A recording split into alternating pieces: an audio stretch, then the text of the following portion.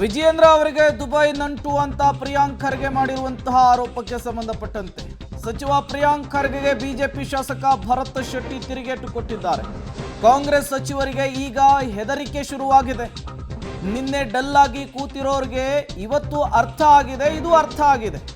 ಏರ್ಪೋರ್ಟ್ನಲ್ಲಿ ತಪಾಸಣೆ ಆಗದೆ ಹೇಗೆ ಅವರು ಹೊರಗೆ ಬರ್ತಾರೆ ಅಂತ ಪ್ರಶ್ನೆ ಮಾಡ್ತಾರೆ. ಪೊಲೀಸ್ ಪ್ರೋಟೋಕಾಲ್ ಸ್ಮಗ್ಲರ್ಗಳಿಗೆ ಹೇಗೆ ಕೊಟ್ಟಿದ್ದಾರೆ ಅಂತ ಹೇಳಿ ಭರತ್ ಶೆಟ್ಟಿ ಪ್ರಶ್ನೆ ಮಾಡಿದ್ದಾರೆ. ಸಿಬಿಐ ವಿಚಾರಣೆ ನಡೆಸ್ತಿದೆ, ಎಲ್ಲವೂ ಕೂಡ ಇನ್ವೆಸ್ಟಿಗೇಷನ್ ಮೂಲಕ ಗೊತ್ತಾಗುತ್ತೆ. ಸಚಿವ ಪ್ರಿಯಾಂಕ್ ಖರ್ಗೆಯ ಹೇಳಿಕೆಗೆ ಬಿಜೆಪಿ ಶಾಸಕರು ತಿರುಗೇಟು ಕೊಟ್ಟಿದ್ದು ಹೀಗೆ. ನಮ್ಮ ಕನ್ಸರ್ನ್ ಏನಂತ ಹೇಳಿದ್ರೆ, ಒಂದು ಗೋಲ್ಡ್ ಸ್ಮಗ್ಲರು ಏರ್ಪೋರ್ಟಿಂದ ಹೊರಗೆ ಬರುವಂಥ ಸಮಯದಲ್ಲಿ ಏನೂ ಚೆಕ್ಕಿಂಗ್ ಆಗದೆ, ಏನೂ ಫ್ರಿಸ್ಕಿಂಗ್ ಆಗದೆ, government protocol government of police ಆಫೀಸರ್ಸನ್ನು ಪ್ರೋಟೋಕಾಲೊಂದಿಗೆ ವಿದೌಟ್ ಚೆಕ್ಕಿಂಗ್ ಹೊರಗೆ ಬರ್ತಾರೆ ಇರೋದೇ ನಮ್ಮ ಕನ್ಸರ್ನ್. ಇದ್ರ ಹಿಂದೆ ರಾಜಕೀಯ ಕೈವಾಡ ಇದ್ದೇ ಇರ್ತದೆ, ರಾಜಕೀಯ ಕೈವಾಡ ಇದ್ದೇ ಇದೆ. ಯಾಕಂದ್ರೆ ಅಷ್ಟು ದೊಡ್ಡ ವ್ಯವಸ್ಥೆಯಲ್ಲಿ ಇಷ್ಟು ದೊಡ್ಡ ಪೊಲೀಸ್ ಸಿಸ್ಟಮನ್ನು ನೀವು ಮಿಸ್ಯೂಸ್ ಮಾಡ್ತಾಯಿದ್ದೀರಿ. ನಮ್ಮ ಕನ್ಸರ್ನ್ ಅದು.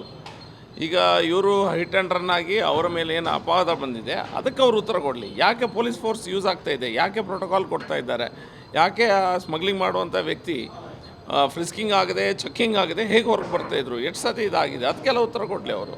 ಈಗ ಸೆಂಟ್ರಲ್ ಗೌರ್ಮೆಂಟಿನ revenue system director of revenue ಸಿಫ್ರಸ್ ಅವರು ಹಿಡಿದ ಕಾರಣ ಇದಕ್ಕೆ CBI ಎನ್ಕ್ವೈರಿ ಆಗ್ತಾಯಿದೆ. ಎನ್ಕ್ವೈರಿ ಆಗುವಾಗ ನಮಗೆಲ್ಲರೂ ಸಹ ತಿಳಿತದೆ.